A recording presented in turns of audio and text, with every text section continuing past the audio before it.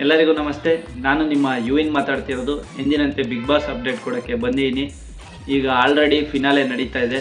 ನಿನ್ನೆ ಭವ್ಯ ಅವರು ಎಲಿಮಿನೇಟ್ ಆಗಿದ್ದಾರೆ. ಇನ್ನು ಉಳಿದಿರೋ ಕಂಟೆಸ್ಟೆಂಟ್ ಅಂದರೆ ಉಗ್ರಂ ಮಂಜು ಅವರು, ತ್ರಿವಿಕ್ರಮ್ ಅವರು, ಹನುಮಂತ ಅವರು, ಮೋಕ್ಷಿತಾ ಅವರು ಹಾಗೂ ರಜತ್ ಅವರು.